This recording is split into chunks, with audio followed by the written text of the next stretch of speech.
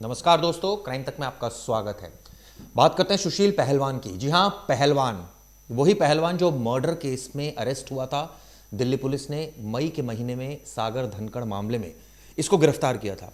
इसके बाद इसको बेल मिल गई थी। अब सुप्रीम कोर्ट ने पहलवान को तगड़ा झटका दिया है। दरअसल सुप्रीम कोर्ट ने बेल डिसमिस कर दी है और ये बहुत बड़ा अपने आप में फैसला लिया है सुप्रीम कोर्ट में, जिसमें सुप्रीम कोर्ट ने एक हफ्ते के अंदर सरेंडर करने के लिए कहा है सुशील शर्मा को। ऐसे में सुशील शर्मा के तोते उड़ गए हैं, क्योंकि सागर धनखड़, हम सबको पता है, इस मामले में दिल्ली हाई कोर्ट ने बेल दे दी थी सुशील पहलवान को। इसके बाद से ही सुशील पहलवान अपने कॉन्टैक्ट्स जो है वो ये पता चला था कि बाहर घूम रहा था। कई लोगों से ऑब्वियसली संपर्क है, कई पुलिस वालों से इसके संपर्क है, और ये भी बात सामने आई कि कई गवाहों को धमकाने का आरोप है। और यही वजह थी कि सागर धनखड़, जो कि इस मामले में मृतक हैं, उनके जो पिता हैं, वो गए थे सुप्रीम कोर्ट। उन्होंने इस बाबत बेल डिसमिस करने की मांग की थी, जिसको सुप्रीम कोर्ट ने मान लिया है। ऐसे में ये एक तगड़ा झटका लगा है, क्योंकि अमूमन मर्डर केस में इस तरह से बेल डिसमिस नहीं होती, लेकिन इस केस में हुई है। मई 2021 में दिल्ली के छत्रसाल स्टेडियम में, आपको याद होगा, सागर धनखड़ की बेरहमी से पिटाई की थी इस पहलवान ने। इस पहलवान के कई पुलिस वालों से संबंध है, दिल्ली पुलिस के वरिष्ठ अधिकारियों से संबंध है। ये कई तरह से लाइजनिंग करता है, कई पुलिस कर्मियों को बुलाता है अपने यहाँ, लोगों के काम करवाता है। ये तमाम आरोप है। यह भी पता चला है कि सागर धनखड़ के पिता अशोक धनखड़ ने सुप्रीम कोर्ट से आरोपी की जमानत रद्द करने की मांग की थी, जिसको सुप्रीम कोर्ट ने मान लिया है।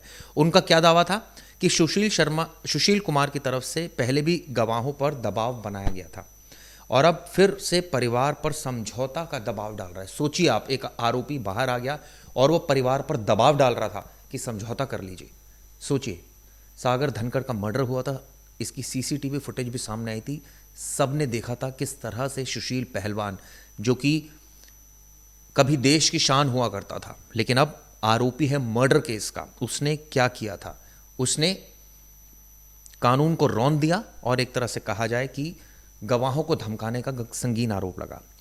पार्किंग में 5 मई 2021 की रात को सुशील ने अपने गुट के साथी पहलवानों के साथ मिलकर सागर को डंडों से बुरी तरह से पीटा था, जिसके बाद उसकी मौत हो गई थी। ये खबर हम सब ने देखी थी और उस वक्त भी मुझे याद है, खबर मैंने काफ़ी दिखाई थी। कई दिनों तक जो आरोपी है, यानी कि 5 महीने एक तरह से कहा जाए बेल पर बाहर हो गया था। 5 महीने, आप सोचिए, कोई आरोपी अगर मर्डर केस में बेल मिल जाए और 5 महीने से बाहर हो, 2021 का जैसे मामला था, उसके बाद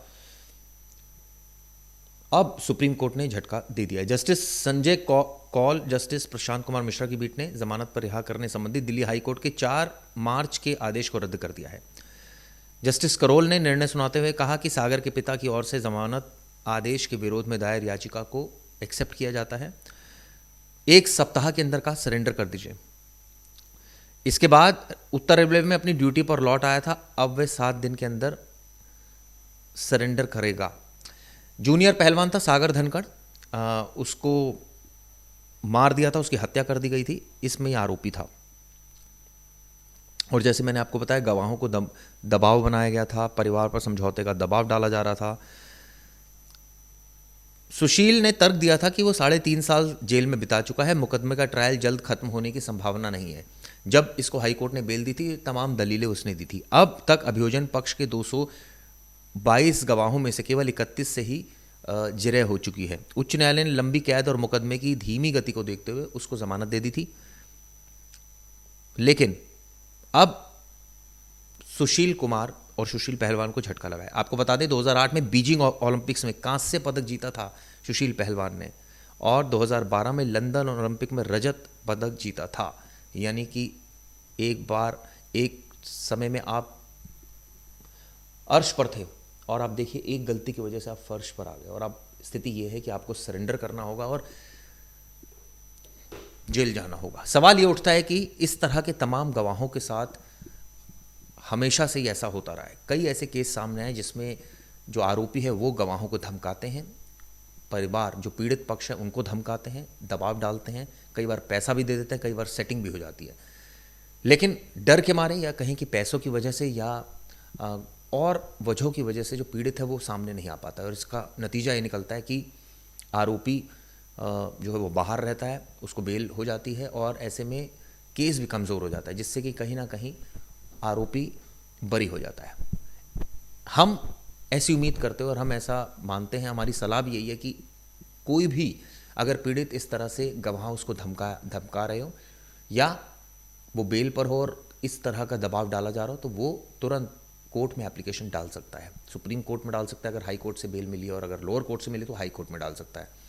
आपने देखा किस तरह से इस केस में सुशील पहलवान को झटका लगा है। सपने में भी नहीं सोचा होगा कि आप सोचिए 5 महीने से बाहर था, और एक गलती की वजह से, पहले तो एक गलती करी, सागर धनखड़ को मार दिया बुरी तरह से, उसकी सीसीटीवी सामने, अपनी ईगो की वजह से ये सारा काम किया, और उसके बाद अब दूसरी गलती कर दी जहाँ पर